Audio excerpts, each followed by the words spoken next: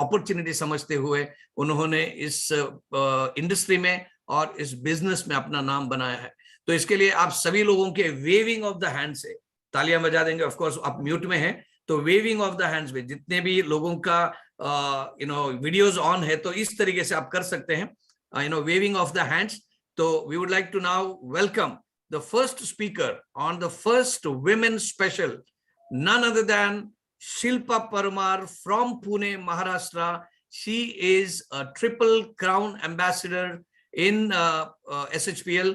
So आप सभी लोगों की फिर एक बार ग्रीटिंग से, चैट मैसेजेस से हम लोग वेलकम करेंगे शिल्पा मैम का। So Shilpa ma'am, you are now on the spotlight.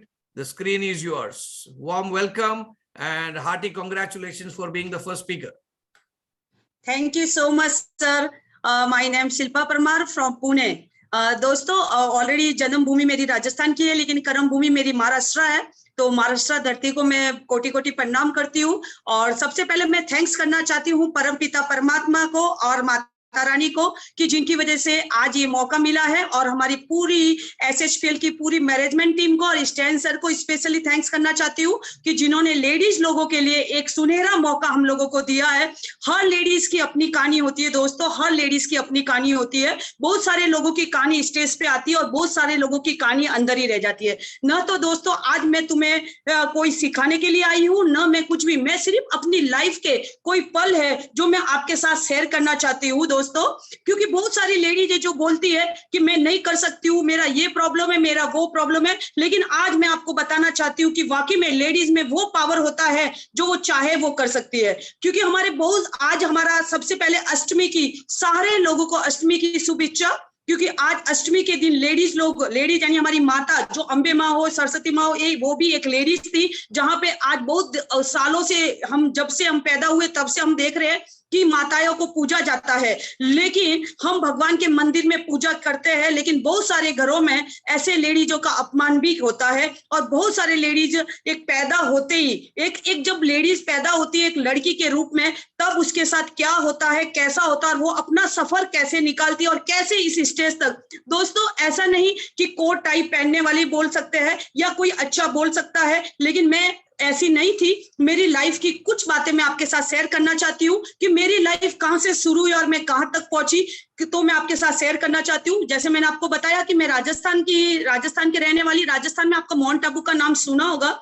Mount Abu से 2-3 घंटे का रास्ता है मेरा गांव, एक छोटा सा गांव है सादड़ी, वहां पे मेरा जन्म हुआ। ऑलरेडी दोस्तों वहां पे बोलते ना कि घर में 4 मेरी सिस्टर थी और बेसब्री से लड़के का इंतजार हो रहा था, लड़के का इंतजार हो रहा था है ना। घर में पहले कोई सोनोग्राफी नहीं होती थी, दाई माँ वो 10 नस देख के बताती लड़की होने वाला या लड़का, तो बताया गया था कि लड़का, अभी लड़का होने वाला है। तो घर में उस तरह की खुशियां, घर में लड्डू पेड़े, जिस तरह से पूरी खुशियों की तैयारी चल रही थी। और उस समय मेरा जन्म हो गया दोस्तों। और जब मेरा जन्म हुआ, मेरी दादी बताती है कि घर में जैसे एकदम सन्नाटा छा गया, और जैसे घर में मातम कैसा मनाते हैं, वो लड्डू वड्डू किसी लोगों को नहीं बांटे, जो लाके रखे हुए थे वो गाय कुत्ते को खिला दिया। लेकिन उन्होंने मेरे परिवार मुझे बताते हैं कि 6 महीने तक शायद मेरे पापा ने भी मेरी शक्ल नहीं देखी, क्योंकि मैं लड़की पैदा हो गई। लड़की मैं पैदा होना मेरे हाथ की बात नहीं थी, लेकिन बोलते ना एक लड़की पैदा होना, लड़की इंसानियत के लिए क्या मैं आपको बताना चाहती हूँ। तो मेरा पैदा होते ही शायद मेरे घर में बहुत सारे लोगों ने शायद मातम जैसा हुआ, 1-2 दिन जैसे घर में मातम जैसा, किसी ने खाना नहीं खाया। और जैसे मैं थोड़ी बड़ी हो गई, 5 साल की एज हो गई, 5 साल के बाद मुझे थोड़ा थोड़ा समझ में, आज भी वो बातें याद आती है। 5-7 साल की लड़की होती है तो उसको थोड़ा थोड़ा समझ में आ जाता है। 5 साल की एज में मेरी सगाई हो गई थी, और सगाई वहां हुई जहां पे मेरे पापा का और उनका बिजनेस चल रहा था। लड़का मेरे से 10 से 15 साल एज में बड़ा था, तो पहले कोई लड़कियों को दिखाया किया नहीं जाता था। और जैसे सगाई हो गई, और मुझे आज भी याद है, मेरी मम्मी जब से मैं 5 साल की थी ना, तब से मेरी मम्मी आज भी मेरे से बात नहीं करती है। क्यों नहीं करती है? क्योंकि मैं लड़की होके पैदा हो गई थी। लेकिन मैंने भी ठान लिया था कि माँ तूने शायद आज भी मेरे से बात नहीं करती है, लेकिन एक दिन ये लड़की तेरा लड़का बन के नाम रोशन करेगी। तो ऐसे ही मेरी ये हो गया। लेकिन है ना, जैसे धीरे धीरे बड़ी हो गई, बड़ी होने के बाद बोलते ना 12 साल की उम्र में जब मेरी स्कूल जाने का टाइम हुआ, तभी बोला गया कि पढ़ाना लिखाना नहीं है, उसको घर के कामों में होशियार किया जाए। मेरे ससुराल वालों ने और दोस्तों 12 साल की उम्र में, आज आपके घर में 12 साल की बच्ची होगी, उसको बोलते ना कि हाथ से खाना हम लोग खिलाते हैं, लेकिन 12 साल की एज में ही मेरी शादी की गई। मेरी शादी की आज इसलिए मुझे ज्यादा इमोशनल हूँ, क्योंकि आज कहीं ना कहीं माँ की कमी या माँ की याद आ रही है, तो उसकी वजह से। लेकिन आप सब लोगों का इतना प्यार, और तो शायद तो ऑलरेडी मेरी शादी हो गई।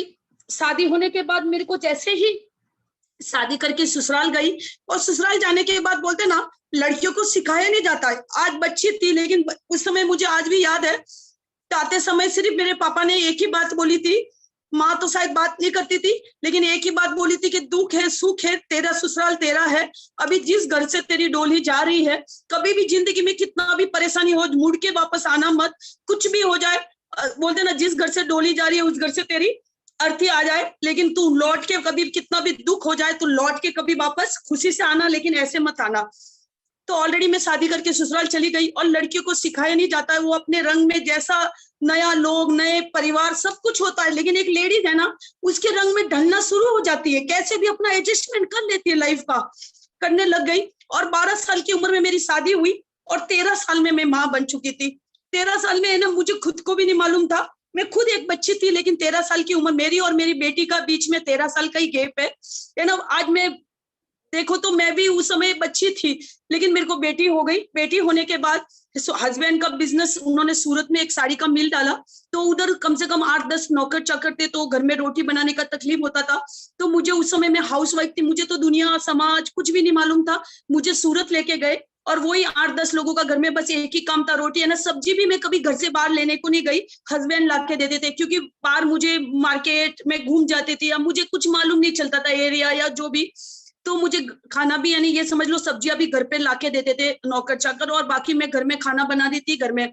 फिर ये समझ लो 15 साल की उम्र में मेरी वापस एक बेटी और हो गई, और ऐसे करते करते दोस्तों 20 साल की एज तक मुझे 3 बच्चे हो गए।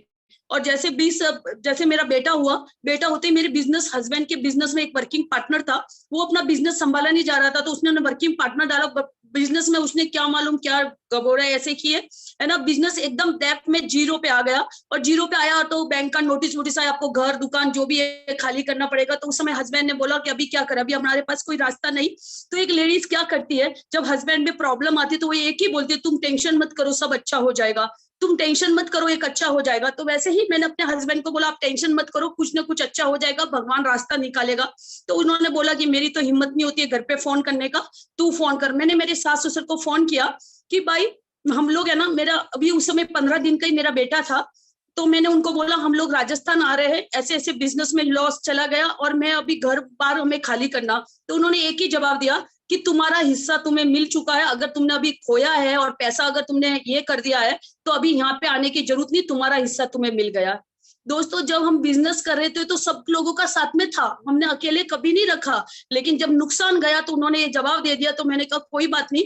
तो उस समय मैंने अपने घर पे फोन किया, पहले आज से 40 साल पहले फोन नहीं होते थे, टेलीफोन होते थे। तो मैंने अपने घर पे फोन किया था, रात का 10-11 बजा था, और गर्मी के दिनों में लोग छत पे सोते हैं। तो मैंने फोन किया मेरी मम्मी को, मैंने मेरे परिवार में मम्मी को, तो मम्मी ने तो नहीं उठाया, किसी ने नहीं उठाया। तो मुझे ऐसे लगा कि उनको भी मालूम चल गया कि हमारा लॉस हो गया, तो वो भी ये चाहते हैं, वो भी ये चाहते हैं कि हम लोग ना आए 3 बच्चों को लेके। तो मैंने कहा कोई बात नहीं। हस्बैंड ने बोला अभी कोई रास्ता नहीं है हमारे मरने के सिवा, क्योंकि हमारे पास कोई रास्ता नहीं है। मैंने उनको एक ही बोला कि चलो मैं आपकी वाइफ हूँ, आप बोलोगे मैं 1 सेकंड भी नहीं लगाऊंगी आपके साथ मरने के लिए, लेकिन जो बच्चे ने जन्म लिया है, 15 दिन का बच्चा है, उसने तो दुनिया भी नहीं देखी, उसका क्या कसूर, मुझे ये बताइए। मैंने कहा कुछ ना कुछ रास्ता निकलेगा। बोला 7 दिन के बाद अपने को घर खाली करना है। मैं एक बार इनके साथ पूना आई थी, तो मैंने इनको हस्बैंड को बोला कि आपका पूना वाला फ्रेंड है, रोज कॉल करता है आपको कि एक बार साथ में बिजनेस करेंगे। मैंने कहा एक बार उसको कॉल करके देखो ना।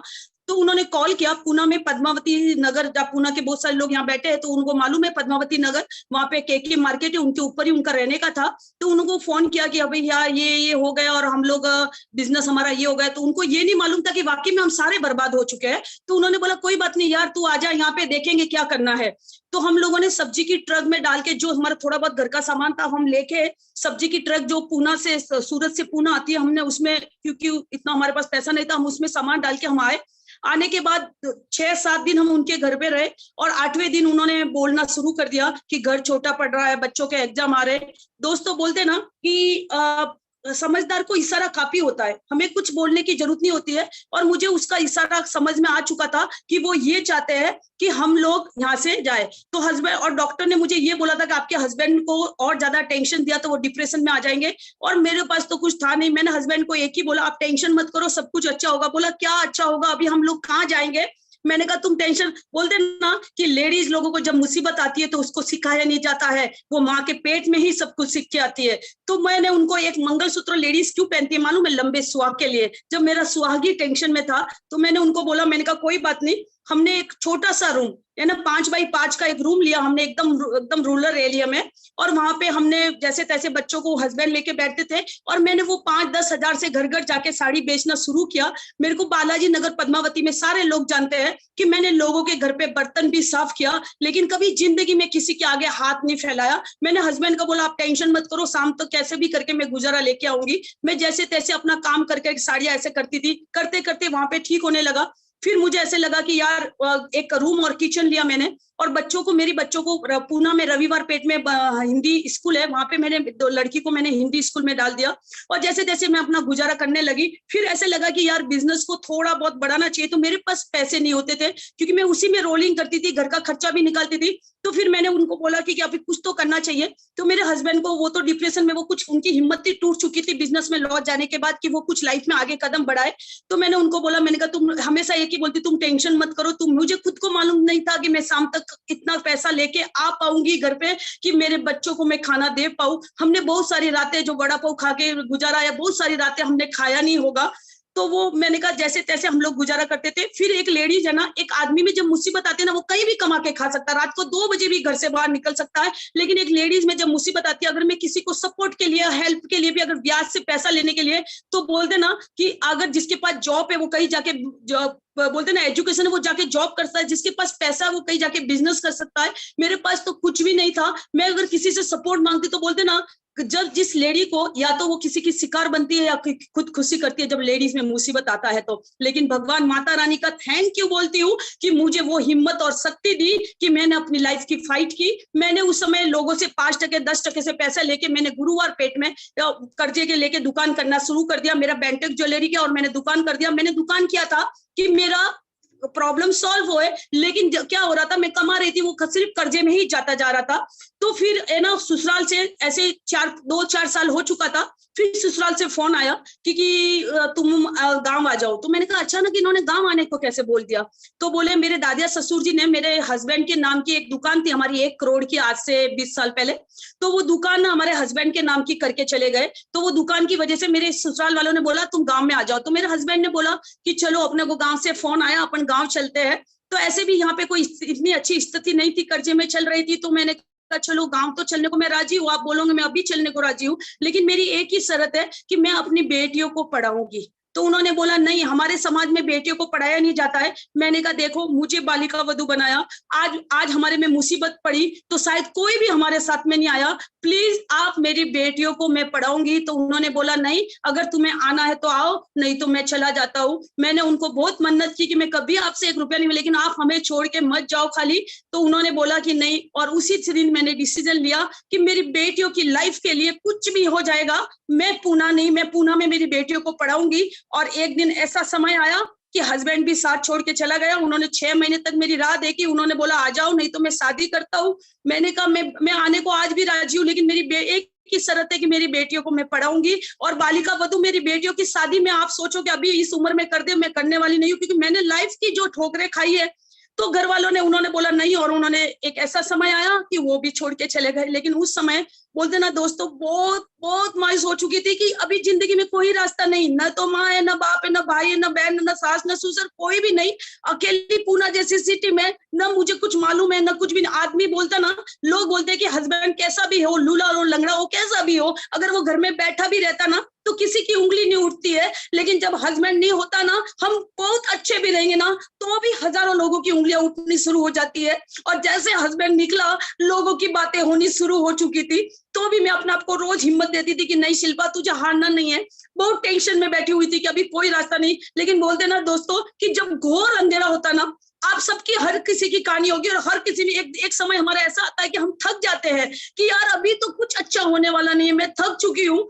तो ऐसे ही घोर अंधेरा होता ना दोस्तों, तो सोचना कि आपकी ये कोई रोशनी की किरण आपकी लाइफ में जरूर कुछ ना कुछ आने वाला है। ऐसे ही घोर अंधेरा था, तो और एक रोशनी डायरेक्ट सेलिंग को लेके मैं सबसे नेगेटिव लेडी थी। क्यों थी?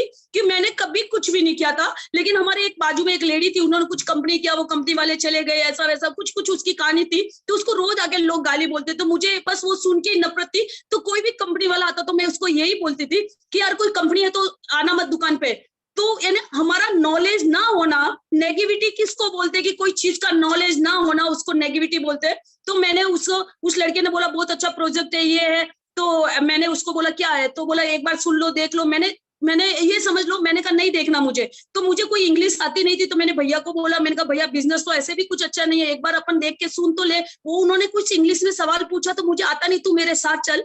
मेरे मामा का काका का कोई लड़का रहता है यहाँ पे, वो मेरे साथ चला, और साथ चल के जैसे सर ने प्लान शुरू किया, उसने थोड़ी देर सुना और उसके बाद वो धप से खड़ा हो गया और कॉफी फेंक दी, बोला ये कुछ नहीं है, ये बेवकूफ बनाने का बिजनेस है। मैंने भाई को एक ही बोला कि भाई ये बेवकूफ बनाने का बिजनेस है, अगर तुझे समझ में आता है तो तू बैठ, नहीं तो तू जा सकता है, क्योंकि अभी मुझे समझ में आ रहा है, क्योंकि ये 48 लाख जो बता रहे हैं मेरे को और कुछ नहीं, ये 48 लाख अगर मुझे आ गया ना, तो मैं जिंदगी का कर्जा सारा खत्म करके मेरे बच्चों को मैं अच्छी लाइफ दे सकती हूँ। मैंने वो उठ के चला गया और मैंने सर को एक ही बोला, सर मुझे ये बताइए कि इसके लिए करना क्या होगा। सर ने बोला शिल्पा मैम मेहनत। मैंने कहा सर मेहनत करने के लिए मैं कभी कम नहीं हूँ, आप जो बोलोगे मैं मेहनत करने को तैयार हूँ। बोला खाली लोगों को बोलना है। और जैसे मैंने दोस्तों डायरेक्ट सेलिंग का काम शुरू किया, मेरे में दुख था, तकलीफ था, किसी ने आके ये नहीं पूछा, मेरे बच्चों को बहुत सारी बार स्कूल से निकाला, किसी ने ये नहीं पूछा कि बच्चों की फीस भरी या ना भरी, लेकिन जैसे मैंने डायरेक्ट सेलिंग किया, मेरा खुद के जीजा, मेरा खुद का परिवार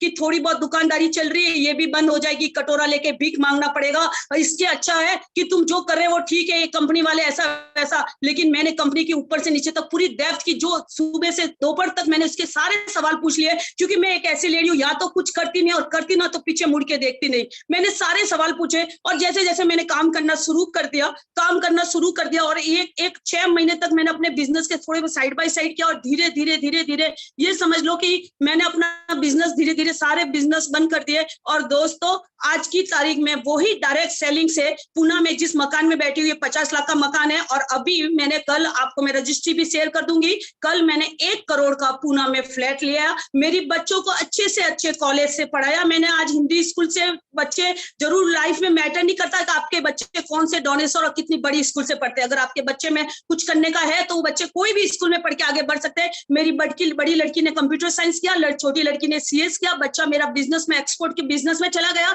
तो मेरे पास कोई भी नहीं था, आज वही दुनिया सलूट करती है क्योंकि करके दिखाया दोस्तों। और एसएचपीएल एक वो प्लेटफॉर्म है, जब मैं एसएचपीएल में आई तो मैंने यही सोचा, मैंने एक ही बोला, मैंने कहा सर सबसे पहले मैं प्रोडक्ट को, बहुत सारे लोग आए, जब उनको मालूम चला कि मैं कंपनी ढूंढ रही तो बहुत सारे लोग आए कि शिल्पा में आपको ये मिलेगा, हम ये देंगे वो देंगे। मैंने एक ही बोला, मुझे प्रोडक्ट में दम चाहिए, मुझे बिजनेस में दम चाहिए। और प्रोडक्ट और बिजनेस में दम है तो ये ऑडी नहीं, मैं ऑडी की ऑडी ले सकती हूँ, मैं मकान ले सकती हूँ, मैं घर ले सकती हूँ, मुझे प्रोडक्ट में दम चाहिए। और एसएचपीएल जब मैंने किया, मैंने पहले प्रोडक्ट मंगाए, प्रोडक्ट यूज किए, दिए लोगों को, डॉक्टर, हमारे बहुत सारे फ्रेंड सर्कल में डॉक्टर है उनको दिए। ऐसे करते करते दोस्तों वो प्रोडक्ट है, इतना अच्छा प्रोडक्ट आया। तो आज की तारीख में मुझे ये समझ में आ गया कि माधुरी दीक्षित, अभी तक माधुरी दीक्षित है, करीना कपूर है, जो ऐसी ऐड करके, जिनके घर पे फरारी गाड़ी है, जिनके पर ऑडी है, मर्सिडीज है, लेकिन उसके बाद भी वो तंबाकू, चैनी मैनी तंबाकू, जिससे मालूम है कि शरीर खराब होता है, वो बर्तन बार साबुन की ऐड कर करके वो करोड़ों रुपए कमा सकते हैं। तो आपके जैसी और हमारे जैसी लेडी अगर करोड़ों रुपए नहीं अरबों रुपए कमा सकते हैं। मैं थैंक्स करती हूँ जी जान से कंपनी के एमडी सर का, जिन्होंने एक ऐसा प्लेटफॉर्म हम लेडीज लोगों के लिए दे दिया कि हमें कहीं बाहर जाने की जरूरत नहीं, हम घर बैठ के भी बिजनेस कर सकते हैं। जब मैंने काम करना शुरू किया दोस्तों, तो लोगों की उंगलियां उठने लगी, लोगों की बातें, लेकिन मुझे कुछ नहीं सुनाई देता था। मुझे सिर्फ अपना टारगेट और अपना फोकस सुनाई देता था, मुझे अपने बच्चों की लाइफ सुनाई देती थी। आज वही लेडी जो लोग बोलते थे कि आदमी को छोड़ के बैठी, ऐसा वैसा, ये कुछ नहीं कर पाएगी, मेरी बच्चों की मैंने शादी की, मेरी लड़की की, और बोलते ना पूना का सबसे बड़े रिसोर्ट में शादी की।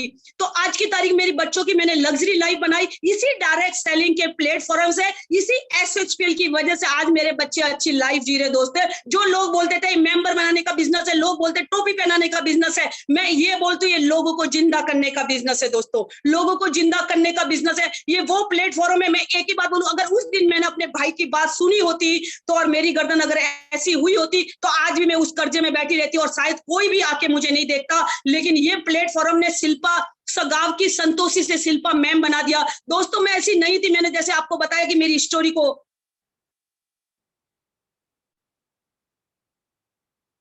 हेलो सर आवाज आ रही है?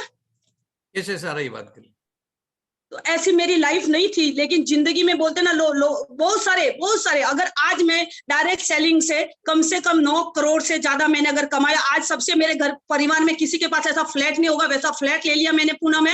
आज की तारीख में 20 लाख की गाड़ी में घूमती हूँ, बच्चों के पास सब कुछ, लग्जरी लाइफ जीते, वो भी डायरेक्ट सेलिंग, और कुछ भी बिजनेस नहीं था ना। तो माँ बाप, हस्बैंड की करोड़ों रुपए की भी प्रॉपर्टी होगी ना, मैंने अभी तक उसको डिवोर्स नहीं दिया, लेकिन 1 रुपया उसके पास मांगने नहीं गई। और वही डायरेक्ट सेलिंग की वजह से आज की तारीख में ये समझ लो कि लग्जरी लाइफ कर दे। मैं आप सारी लेडीज लोगों को, सारी फ्रेंड्स को ये बोलती हूँ कि हमें लेडीज लोगों को जब काम करते समय बहुत ज्यादा प्रॉब्लम आती है, सबसे जेंट्स से ज्यादा प्रॉब्लम हमें आती है। लेडीज लोग एक्साइटेड होकर ज्वाइन तो कर लेती है, लेकिन थोड़ा चलना शुरू करती है और हमारे परिवार वाले हमारी टांग खींचना शुरू कर देते हैं। मैं ये बोलती हूँ करेंगे, ये प्रोसेस है लाइफ का, ये हर किसी को प्रोसेस होता है, वो जेंट्स के साथ भी होता है, लेडीज के, लेकिन जेंट्स को क्या कोई रोकने वाला नहीं होता है, वो रात को 2 बजे भी घर से बाहर निकल सकता है। लेकिन लेडीज जब 8 से अगर 8:30 भी बज जाए तो घर वाले बोलना शुरू कर देते हैं। मैं सारे घर वालों को, सारे हस्बैंड लोगों को एक ही विनती करती हूँ कि आज समय आप भगवान करके ऐसा, आज का समय आपका हमेशा अच्छा रहे। लेकिन अगर कैसा भी, जैसे लॉकडाउन में जैसे समय आया था,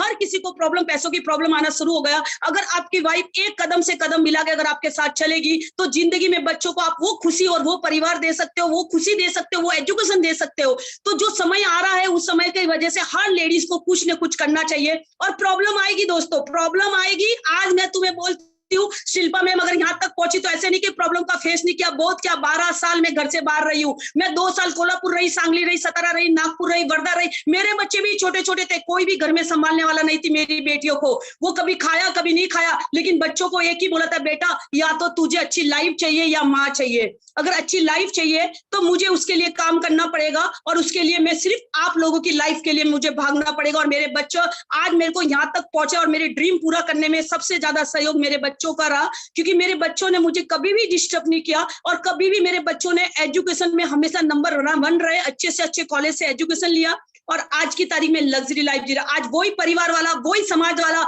अभी हमारे समाज में फंक्शन था अभी नवरात्रि का, तब मुझे उधर बुलाया गया और मुझे उन्होंने चीफ गेस्ट के तौर से बुलाया गया और बुक्के दिया, शॉल उड़ाया। मैंने एक ही बोला कि शॉल और ये बुक्के अभी जरूरत नहीं थी, मुझे जरूरत तब थी जब मेरा हस्बैंड छोड़ के गया, तब मुझे जरूरत थी। लेकिन किसी ने आके मुझे पीठ थपथपा के ये नहीं बोला कि तू कर सकती है शिल्पा। हर बंदों ने मेरी टांग खींचने की कोशिश की, तू एक लेडीज है, तू एक औरत है, तू एक औरत है। हर औरत को एक यही बताया जाता है, तू एक औरत है, तू बाहर नहीं निकल सकती है, रात को नहीं जा सकती है, दिन में नहीं जा सकती है, ये नहीं कर सकती है, वो नहीं कर सकती है।